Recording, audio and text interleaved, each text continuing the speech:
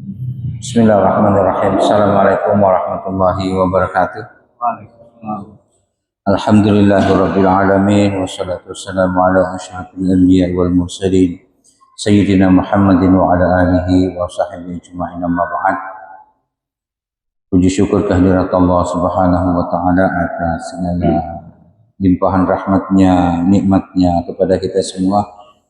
Sampai pada saat ini kita masih diberi kesehatan, kesempatan, iman untuk hadir bersama-sama melaksanakan salat maghrib secara berjamaah. Dan insya Allah pada malam ini kita kembali melanjutkan kajian kita. Ya, pada malam ini materi kita masih sambungan dari materi sebelumnya, yaitu tentang materi tasawuf. Salawat dan salam senantiasa kita kirimkan kepada junjungan Nabi besar Muhammad sallallahu alaihi wasallam. Semoga beliau memberikan kita syafaatnya di hari kemudian insyaallah. Imam Al-Ghazali rahimahullah menjelaskan, "Idza syi'ta an ta'rifa nafsaka fa'lam annaka min syai'ain." Kalau kamu ingin mengetahui dirimu, maka sesungguhnya kamu itu bersumber dari dua unsur, dua hal. Jadi ini berbicara ma'rifah. Ketika engkau ingin berma'rifah pada dirimu, maka sesungguhnya kamu itu bersumber dari dua unsur. Al-awwalu hadzal qalbu. Yang pertama disebut dengan kalbu. Yang kedua, wasani yusamma an-nafsa war-ruh. Ya. Yang kedua disebut jiwa dan roh. Jadi kalau al-qalbu ini kalau kita bahasakan, kita artikan hati, itu tidak terlalu mewakili makna kalbu di dalam bahasa Arab, itu hati.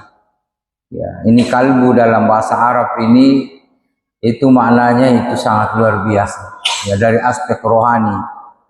Ya, kalau hati ini kita artikan bahasa Indonesia hati selalu mengarah pada hal yang bersifat materi.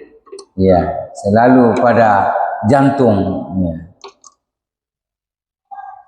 Jadi saya ulangi bahwa menurut beliau dan melakukan ma'rifat terhadap diri kita ini itu ada dua hal.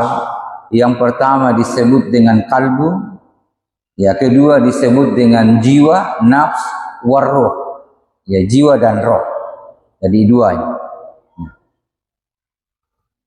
Ya, kalau lebih jelasnya implementasi dari penjelasan itu, bahwa keberadaan kita ini bisa duduk begini, bisa melihat, membuka mata, bisa mendengar, itu karena dua unsur itu. Ya, menurut beliau. Wan nafsu huwal qalbul ladzi ta'rifuhu bi'ainil batin. Yang disebut dengan jiwa adalah hati, alladzi ta'rifuhu, yang kau kenal, ya, bi'ainil batin, dengan mata hati, ya, mata batin. Wa haqiqatuka al batin, dan sementara hakikatmu atau hakikat kita ini adalah yang batin. Ya. Jadi hakikat sesungguhnya kehidupan kita ini, manusia ini adalah yang batin. Ya. Yang batin. Ya, yang tidak terlihat, yang tidak nampak. Itulah hakikatnya kita. Yang nampak ini bukanlah hakikat kehidupan manusia. Ya. Yang terlihat ini, yang ada warna kulitnya, bisa diukur tingginya, dan seterusnya. Bukanlah itu menjadi hakikat kita. Ya. Li'annal jasada awwalun wa huwal akhir. Karena jasad ini, ya, awwalun wa huwal akhir. Terkesan bahwa jasad ini pertama, tetapi sesungguhnya dialah yang akhir. Ya. Kan biasa kalau kita dengar, kalau di dalam rahim itu proses pembentukan janin dari sperma, ovum, kemudian percampuran, kemudian mulai proses pertumbuhan janin sampai pada hari ke-40, ya 40 kali 40, kemudian disitulah ditiupkan ya roh. Jadi seakan-akan bahwa duluan kita punya jasad, ya baru ada roh, padahal tidak. Roh memang sudah ada.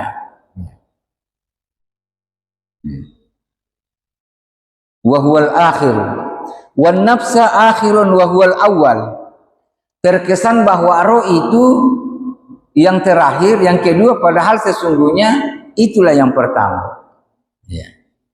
Jadi roh kita ini sudah ada, kemudian ada jasad ditiupkan, masuk. Wa yusamma qalban, maka disebutlah hati. Jadi beliau ini dia menyamakan antara wan nafs, jiwa, roh dengan hati. Itu satu dimensi, dia maknai satu dimensi. Ya memang di antara para ulama sufi ini berbeda juga sebenarnya, tapi secara garis besar itu mengacu pada unsur batin seseorang. Ya roh, jiwa, qalb, itu semua adalah unsur batin manusia. Walaisal qalbu hadhil qit'ata, bahwa kalbu yang dimaksud ini bukanlah yang bersifat daging, potongan daging, bukan. Ya. Jadi kalau dikatakan kalbu, bukan yang dimaksud itu adalah potongan daging, yaitu berupa jantung yang ada sebelah kiri, bukan. Ya, kalbu ini adalah sebuah potensi batin seorang manusia. Ya.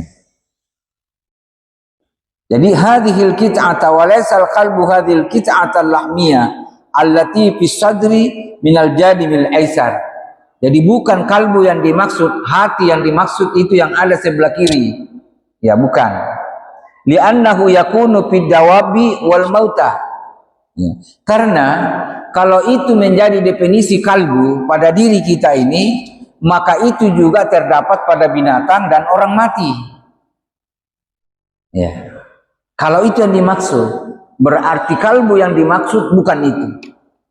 Nah, sering kita mendengar dimanapun nasihat-nasihat kebaikan itu selalu menyebut hati. Ya, katakanlah bahwa kalau kita hati yang dimaksud adalah kalbu, karena ya begitulah bahasa Indonesia sudah terlanjur bahwa kalbu dalam bahasa Arab diartikan hati. Tapi hati yang dimaksud jangan mengarah pada fisik atau daging, tapi mengarah pada sebuah potensi manusia yang mengarah pada kebaikan. Jadi apapun dalam bahasa sehari-hari kita berupa nasihat selalu melibatkan hati. Ya, hati ini simbol kebaikan. Ya, kalau kamu bekerja berdasarkan hati, maka kau pasti akan jujur. Ya, kalau kau melibatkan hati, pasti kamu akan berbicara santun. Nah, selalu begitu. Jadi katakanlah kalbu ini adalah unsur positif yang ada pada diri manusia. Nah, inilah yang kita mau kaji. Ya. Nah, ini penguatan argumennya bahwa kenapa itu bukan kalbu yang dimaksud atau hati yang dimaksud itu adalah daging atau jantung yang sebelah kiri, karena itu juga ada pada binatang. Sementara binatang tidak memiliki akal. Padahal hati ini Al-Quran atau Allah menyatakan dalam Al-Quran, lahu qulubu yaqiluna. Jadi yang berakal itu adalah hati. Yang memahami adalah hati. Ya, ini nih sudah mulai. Ya, mulai. Jadi yang berakal, yang memahami itu seakan-akan kita langsung ke sini. Pikiran, padahal ternyata hakikat pemahaman itu ada pada hati. Ya. Jadi potensi kalbu ini adalah sebuah potensi yang memiliki pemahaman, yang memahami sesuatu. Ya. Wa kullu syai'in tubsiruhu bi'aini zahiri bahwa min hadzal alam. Setiap sesuatu tubsiruhu bi'aini zahir, yang kamu lihat ya, dengan mata zahir, bahwa min hadzal alam alladhi yusamma alam asy-syahadah. Segala sesuatu yang dilihat oleh mata kita ini, yang nampak oleh mata kita, yaitu disebut dengan alam. Alam yang terlihat oleh mata, terdengar oleh telinga, yang bisa kita raba, yang bisa diukur, ya, punya jarak, semuanya disebut dengan alam. Nah, jadi kita nanti mau bedakan. Jadi semua yang kita lihat, kita dengar, bisa diukur, bisa dan seterusnya, itu namanya adalah alam. Alladzi yusamma alam asy-syahadah. Itulah yang disebut dengan alam syahadah. Jadi semua kita ini, kita juga termasuk, karena kita bisa dilihat, maka semuanya kita ini, yang nampak ini, matahari, bintang, bulan, dan seterusnya, itu adalah alam syahadah. Ya, alam syahadah. Wa amma hakikatul qalbi, nah, dia mau sebelah ke hati. Adapun hakikat yang namanya kalbu, ya, hati, ya. Saya ulangi lagi, ya, biar tidak dikacaukan. Ini kalbu dalam bahasa Arab, selalu kita artikan dalam bahasa Indonesia adalah hati. Tetapi itu tidak mewakili makna kalbu. Oleh karena itu pembahasan kita saat ini ketika saya mengatakan kalbu atau hati, tidak menunjuk pada hati yang sebelah kiri yang berupa daging, tidak. Tapi maknanya adalah sebuah potensi yang sangat luar biasa yang ada pada diri manusia yang tidak nampak. Dia sifatnya batin, dia sifatnya hakikat, dia sifatnya ruh. Iya kan? Nah, saya ulangi, nah, biar nanti bagaimana pusing kayak ini, Ustaz ini mana? Nah, tapi saya kira sudah bisa ditangkap, ya. Ya, makna kalbu ini ketika saya mengatakan kalbu. Wa amma hakikatul qalbi, adapun hakikat kalbu itu tadi, hati, falaisa min hadzal alam, bukanlah dari bahagian alam. Kan tadi bilang bahwa semua yang terlihat, terdengar, yang terukur dan teraba, maka itu adalah alam yang disebut dengan alam syahadah. Sementara hati, kalbu ini bukan. Artinya bahwa kalbu itu tidak bisa dilihat, tidak bisa diraba, tidak bisa diukur. Ya. Tapi ada pada diri kita. Nah, inilah yang harus dikenal betul, ya, dimakrifai betul. Ya. Jadi kalbu falaisa min hadzal alam. Jadi hati yang kita miliki ini bukan alam. Dia tidak masuk dalam kategori alam. Alam syahadah masuknya. Ya. Berarti dua gitu. Ada alam syahadah, ada alam non syahadah. Alam syahadah, ya jasad kita ini yang terlihat. Nah, dan ternyata ini bukan hakikat. Yang hakikat kita adalah yang bukan alam syahadah. Ya, bukan. Lakinnahu min alamil ghaib, tapi itu adalah dari alam gaib. Ya, kalbu tadi dari alam gaib, ya. Jadi dalam tubuh kita ada dua alam, alam syahadah dan alam gaib. Nah, bahwa fi hadzal alami gharibun. Ya, kalau hak kalbu ini di dalam kehidupan kita ini disebut garib, asing. Ya, asing dia. Wa tilkal qit'atul lahmiyatu markabatun. Tetapi ini kita punya jasad ini itu menjadi kendaraannya. Ya, kendaraannya. Jadi untuk melihat bahwa kalbu kita berfungsi pada jasad kita, ini kendaraannya. Tangan, mata, telinga, kaki, ini kendaraannya. Ya, ini kendaraannya. Kalau hati bilang ambil itu, ambil. Kalau bilang jangan ambil, jangan. Kalau hati bilang pergi di masjid, pergi. Nabi bilang jangan pergi masjid, jangan. Nabi bilang jangan dulu, capek kak kalau subuh, tidak pergi. Kendaraannya itu untuk mengetahui bahwa ini. Ya. Apapun yang kita lakukan, itu pasti sumbernya dari dalam dulu. Seperti ini, kalau saya mau pegang ini, tidak mungkin tiba-tiba saja tanganku ke sana, enggak. Pasti muncul di sini, ambil itu air. Kita jalan ke sini, pasti awalnya saya mau ke masjid, baru kita ke masjid. Kalau ada orang ke sana tanpa ada niat, tanpa ada, enggak sehat itu. Jalan saja, enggak sehat hatinya. Nah. Wa kullu a'dha'il jasadi asakiruhu. Ya. Dan setiap anggota tubuh ini, jasad itu adalah tentaranya. Ya. Tentaranya. Jadi berbicara tentara, karena tentara itu adalah sistem komando. Ya, jadi sistem komando itu tentara. Jadi ini kita tubuh ini, kaki, tangan, ini adalah tentaranya. Komandonya itu adalah itu tadi, yang unsur batin tadi, kalbu. Nah, itu kenapa harus dikenal, karena kita mau tahu bahwa dia lagi ini yang berfungsi, bukan lagi dia ini yang berfungsi, lain lagi ini maunya. Nah, itu harus kita kenal. Wa huwal malik. Nah, dia adalah raja. Jadi kalbu itu adalah raja. Ini tentaranya, pasukannya. Ya, jadi pasukannya. Ya, jadi anggota tubuh ini menjadi pasukannya, jadi rajanya itu adalah hati. Wa ma'rifatullahi wa musyahadatu jamalil hadrati sifatuh. Ternyata ini hati ini, tugas pokoknya ini adalah ma'rifah, mengenal Allah. Ya, mengenal Allah.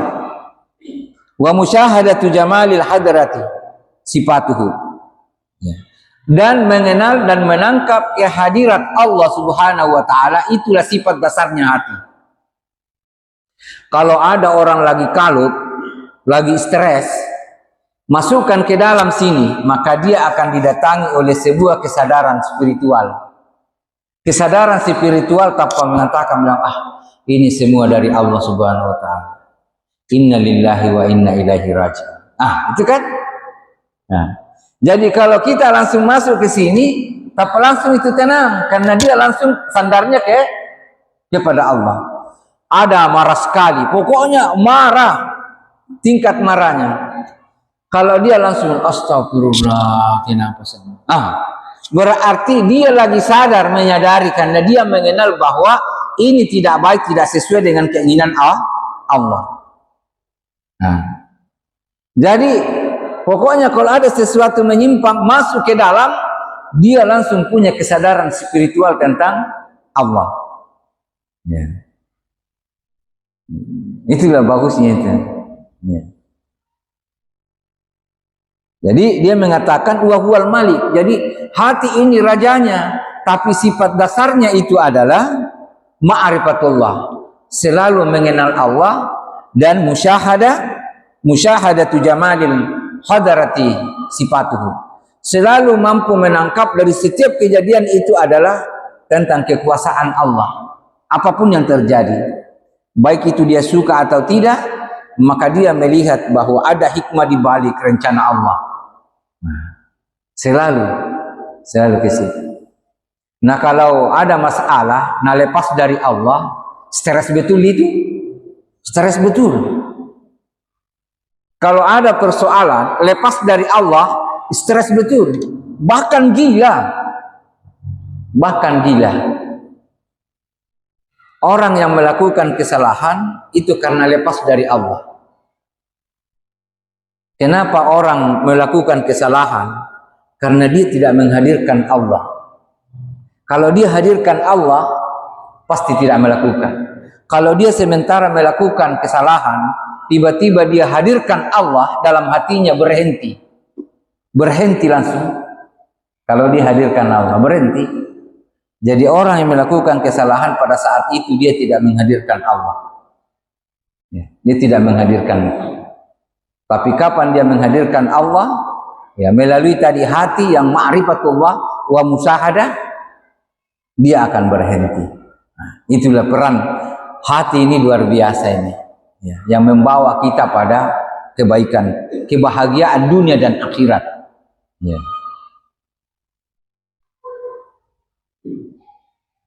Wa taklifu alaihi wal khitabu ma'ah. Nah, ini menarik. Bahwa ternyata yang diberikan perintah syariat mukallaf, taklif, dibebankan syariah itu bukan jasad. Nah, itu. Kan jasad yang salat, bahwa wajib bagi setiap muslim salat. Yang salat kelihatan adalah jasad kita, tubuh kita yang harus melaksanakan salat 5 waktu. Ternyata menurut beliau bukan jasad yang mendapat perintah wajib salat. Yang mendapat perintah wajib salat itu adalah kalbu. Maka kalbulah yang memerintahkan jasad kita untuk salat, sujud, ruku, sujud dan seterusnya. Nah, ketika kalbu tahu diperintahkan tidak mau, dia tidak salat. Tubuhnya pasti tidak salat. Tubuhnya pasti tidak salat kalau hatinya tidak mau membangkang. Ya. Jadi menurut beliau yang dapat perintah kewajiban salat itu adalah kalbu, bukan jasad. Bukan jasad, tapi hakikat manusia.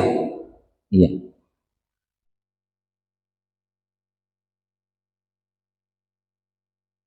Wal hitabu ma'ah. Ya, itu tadi ya. Jadi yang jadi beban dan dapat perintah itu adalah hati.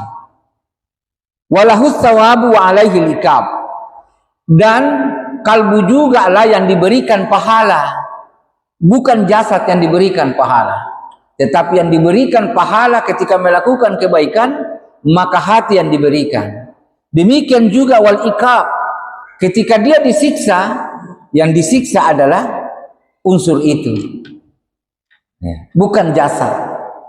Ya, kalau jasad dibawa ke kuburan, dimasukkan ke liang lahat, beberapa hari hancur, dimakan belatung dan seterusnya. Terus yang nanti menghadapi, yang mempertanggungjawabkan di akhirat nanti, di alam barzakh, ya padang mahsyar. Nah, itulah ternyata unsur batin. Ya, walaupun ulama berbeda pendapat bahwa itu dibangkitkan kembali dan seterusnya. Ya, diberikan jasad sesuai, tapi yang jelas bukan jasad seperti yang kita sekarang ini, yang kalau digores itu keluar darah. Ya, jasad seperti itu di sana, ya.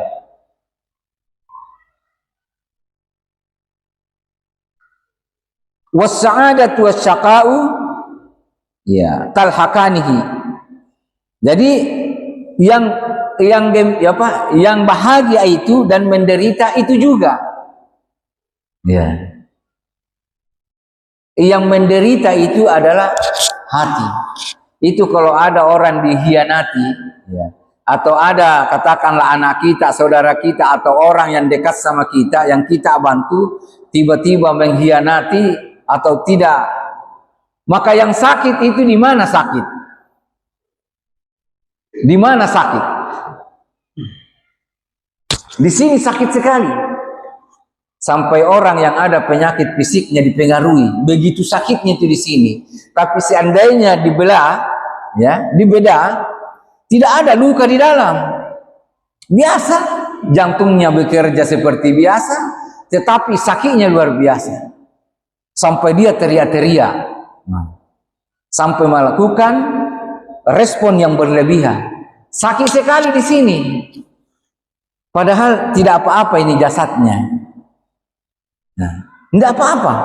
Berarti yang sakit adalah hati. Sakitnya itu di sini. Kalau di nanti. Padahal tidak ada yang luka di dalam. Tapi seperti dibakar api. Iya, dibakar api. Bahkan sakit jasad itu, kalau dia tidak sakit, itu menjadi tidak terasa.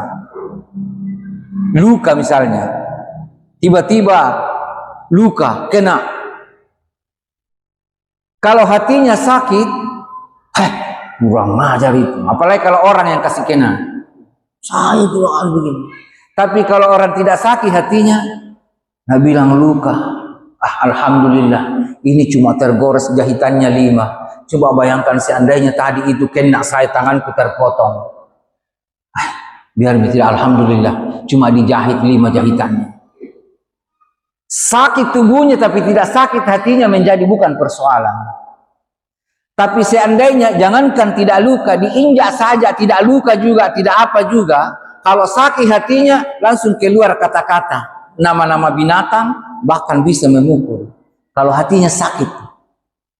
Tapi kalau hatinya tidak sakit, tidak akan membalas. Paling-paling dia bilang, kita injak saya. Oh iya, tidak apa-apa. Kalau orang minta maaf, langsung bilang, oh tidak apa-apa, ya kan tidak sengaja. Tapi kalau sakit hatinya, minta maaf, matamu kamu taruh di mana itu? Sakit itu hatinya itu begitu. Iya. Berarti yang jadi persoalan itu, ini yang di dalam ini. Yang di dalam sini, yang persoalan.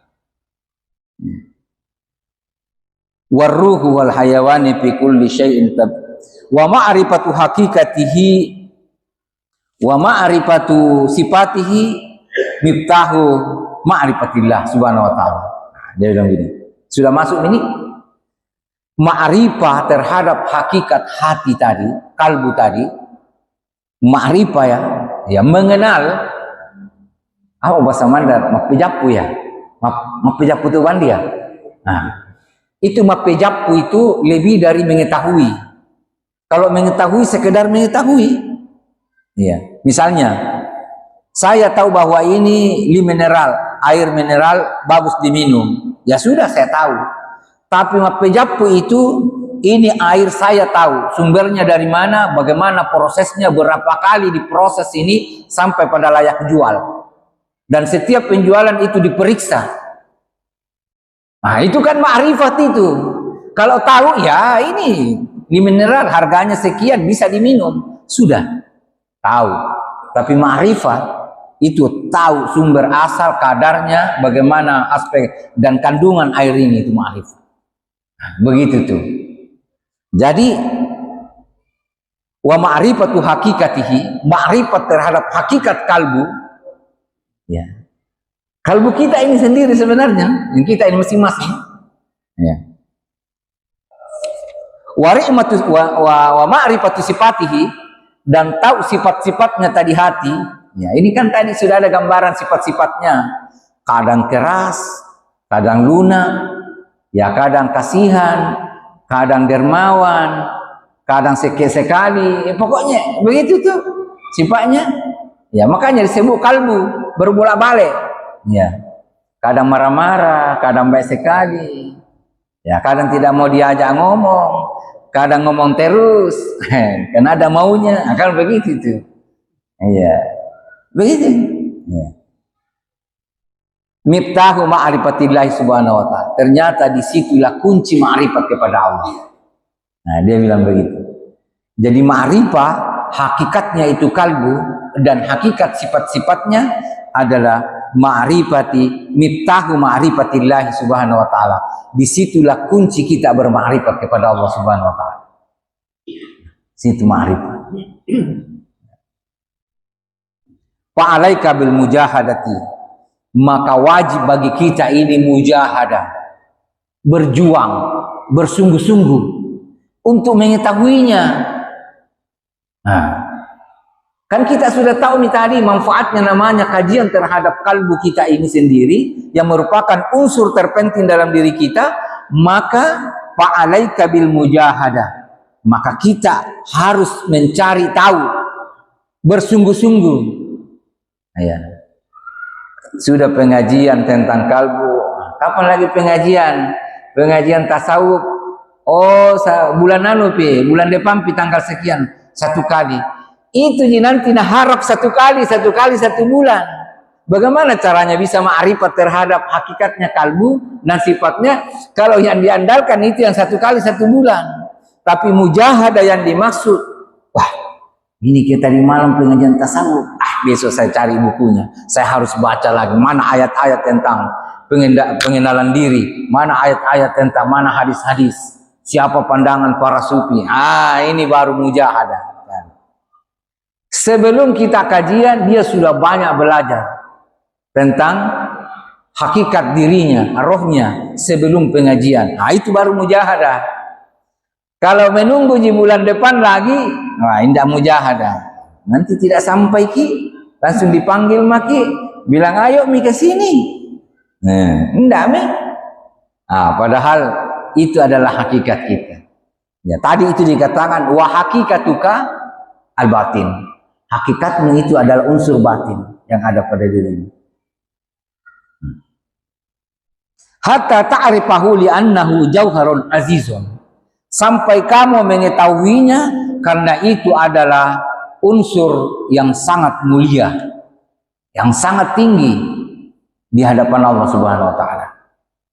Min jinsil malaika, karena bilang itu adalah jinsi malaikat.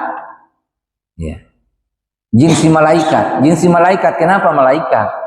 Malaikat itu la ya'sunallah ma umiru. Ya. Tidak akan pernah maksiat kepada Allah terhadap apa yang diperintahkan. Kalau dia diperintah sujud, sujud sampai kiamat. Ya. Kalau disuruh menjaga hujan, itu terus sampai kiamat. Tidak ada dia, pokoknya apapun disuruhkan itu terus. Kalau disuruh berdoa, doakan manusia, itu terus kerja sampai. Kalau kita disuruh salat tepat waktu, ceritai, padahal sudah azan nih. Ya masih bagus kalau lambat.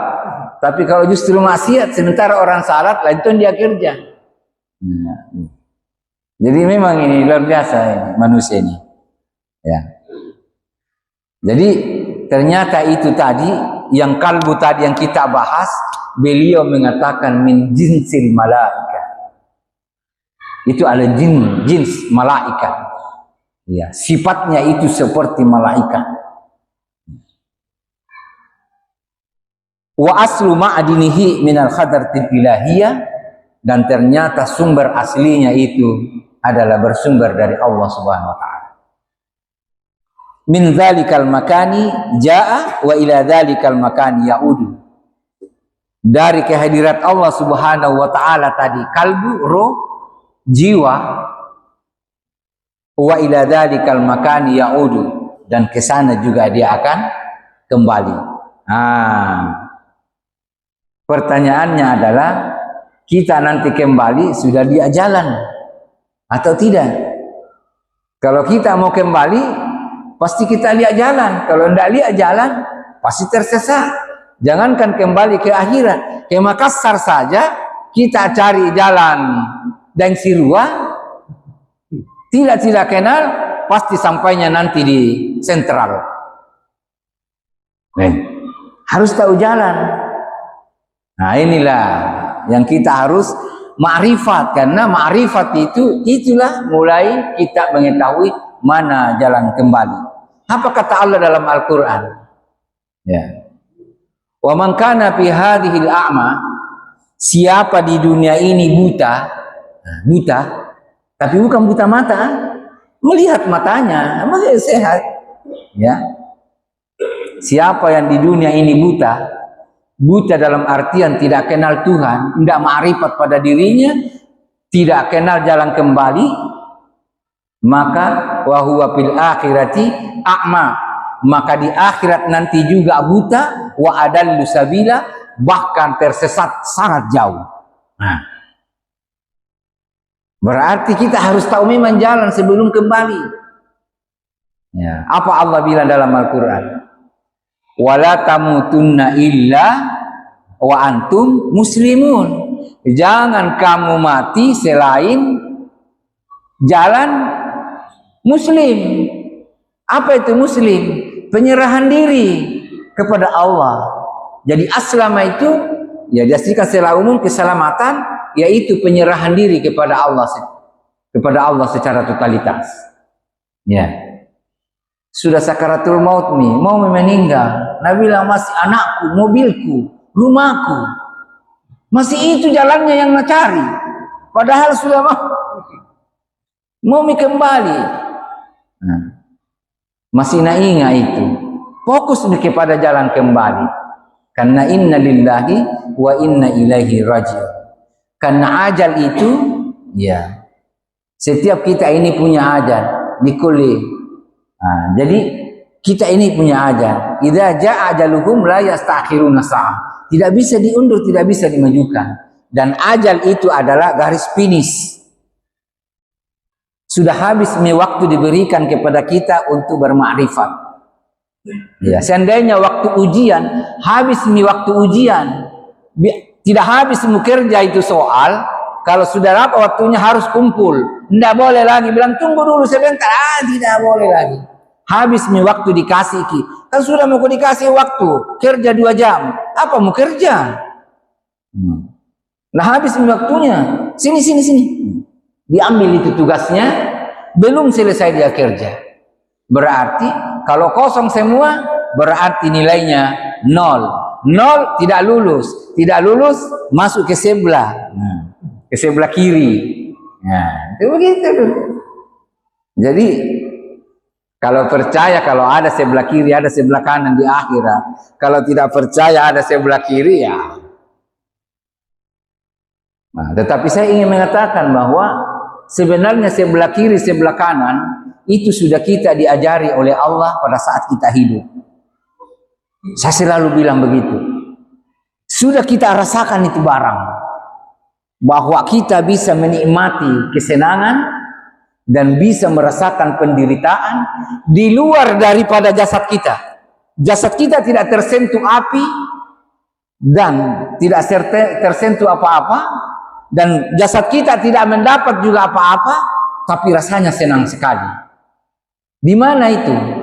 Bapak Ibu pasti pernah mimpi. Pernah mimpi tak? Kalau kita mimpi pasti tidur. Tidak ada orang mimpi sementara bangun. Itu bercita-cita maksudnya kalau dia bangun.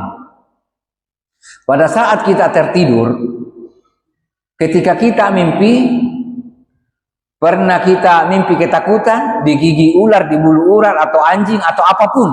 Atau ada orang buru kita mau perangi. Kita ketakutan atau tidak? Pasti kita ketakutan. Padahal jasad kita itu berada di atas perimbe yang sangat empuk. Dan istri atau suami di samping kita, bahkan peluk kita. Tapi kita sementara dalam pelukan itu sementara ketakutan. Pas kaget bangun, kenapa? Saya bilang, tadi ini saya ada orang yang buru saya, ada anjing yang, alhamdulillah untung cuma mimpi. Berarti kau takut betul itu di dalam mimpi. Kenapa bisa? Kenapa bisa kita punya ingatan berfungsi bahwa itu kita tersiksa betul? Padahal jasad kita ini tidur, ngorok, tapi ternyata kita menderita. Begitu juga ketika kita mendapat kesenangan di dalam mimpi itu, betul-betul kita senang. Sementara senang-senangnya terbangun, kenapa terbangun? Masih mau dia nikmati kesenangan. Padahal jasadnya tidak apa-apa, tidak goyang. Bayangkan tadi sementara menderita, tiba-tiba betul-betul sudah tidak bangun. Menderita terus itu sampai kiamat, bayangkan. Berarti dirasakan betul itu penderitaan. Padahal masih hidup kini, masih keluar masuk ini napas. Berarti sudah ada rasa penderitaan pada saat kita masih dunia secara spiritual. Secara rohani kita sudah merasa penderitaan secara rohani, padahal kita masih hidup, belum mati, kita cuma tidur. Jadi hati-hati kalau tidur, karena itu tidur itu adalah mati kecil. Makanya kita sudah bisa merasakan penderitaan. Apa doanya kalau kita mau tidur? Bismillahi ahya, bismikallahumma ahya wa amut. Itu berbicara hidup dan mati. Dengan namamu ya Allah, saya hidup dan mati. Berarti kalau kita itu mau tidur, siap memantuki mati. Jadi hati-hati. Karena banyak itu orang tidur, tidak bangun nih. Betul, dikasih bangun, tidak nih. Sudah selesai. Paginya itu banyak orang datang di rumah. Bangun lagi, apa doanya? Alhamdulillahilladzi ahyana ba'dama amatana. Segala puji bagi Allah yang telah menghidupkan saya. Ahyana, setelah saya dimatikan. Jadi kita tidur itu mati betul. Ada yang pernah ingat pada saat dia tidur? Ada yang ingat dirinya pada saat dia tidur? Nah, mati memang tongki itu hilang ki. Nanti bangun itu baru sadar, oh dia anu kapal tidur. Jam sekian kapal. Nah, mati memang tongki itu kalau tidur. Ada ayatnya itu dalam Al-Qur'an. Ya. Tentang orang yang tidur, kalau dia tidur, kalau Allah itu genggam tidur dan dia hidup, kalau dia masih mau, dia lepaskan. Ya. Kalau dia sudah tidak mau lagi, dia genggam terus, tidak nak kasih kembali ke jasadnya. Jadi itu. Jadi alhamdulillah napas kita ini masih keluar masuk, Pak. Ini. Karena napas ini bukan kita itu yang bernapas, Pak. Mungkin nanti kita yang bernapas. Kalau kita yang bernapas, maka kalau kita tidur, mati betul mati. Ada yang ingat bernapas pada saat tidur?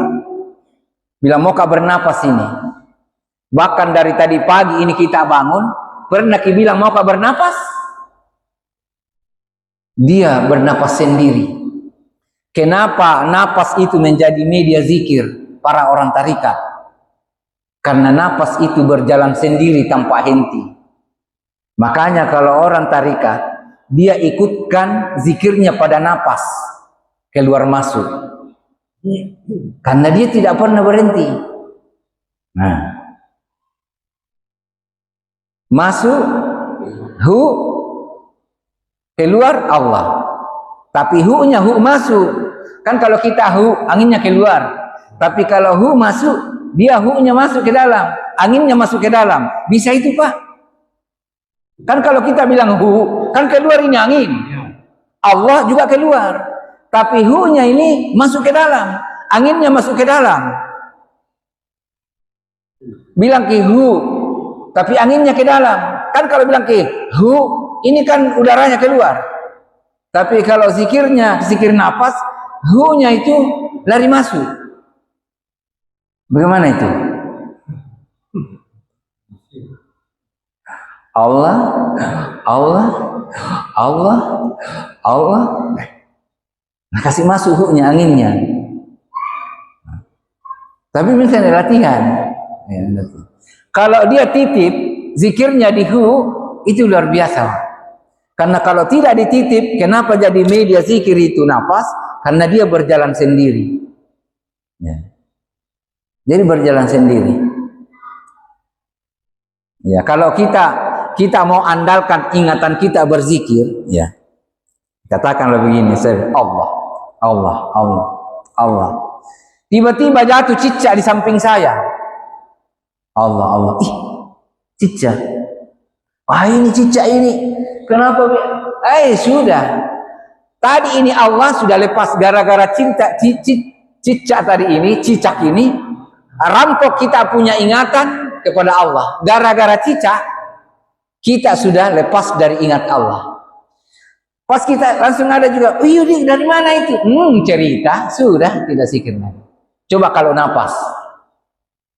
Kalau kita ikut terus napas, biar kita amelia kemana, ikut juga itu. Nah. Semakin halus kita zikir napas, akhirnya sampai pada detakan jantung. Detakan jantung itu kan begini kan? Nah, kita ikut juga zikir di situ. Nah, Allah, Allah, Allah, Allah. Semakin lama kita rasakan, jadi kita tinggal ikut dimanapun, langsung ingat tentang jantung, langsung ikut nih. Karena di situ makamnya. Asal ingat jantung, tapa. Saya bilang di dalam Allah, Allah, Allah, Allah. Tidak pernah dia juga berhenti itu. Karena kalau berhenti, mati maki juga. Nah, jadi ada yang kasih jadi obat ketika dia berzikir Allah Allah. Nah, berarti kan jantung itu diikuti, kan jantung yang pompa darah. Nah, diisi dengan zikir, maka itu adalah energi zikir. asma'u azam. Dia jadikan obat. Bahwa kalian selalu sumber masalah ini adalah karena kita punya saraf dia darah itu selalu tersumbat. Tapi adakah kekuatan melebihi kekuatan Allah? Wala dzikrullahi akbar. Itu ayat. Itu kalau kita menyebut nama Allah, itu yang lain kecil. Jangankan yang sumbat kita punya saraf darah, pokoknya dunia ini kecil. Kalau kita sebut Allah, wala dzikrullahi akbar. Menyebut Allah itu sangat besar. Yang lain kecil. Yang lain kecil.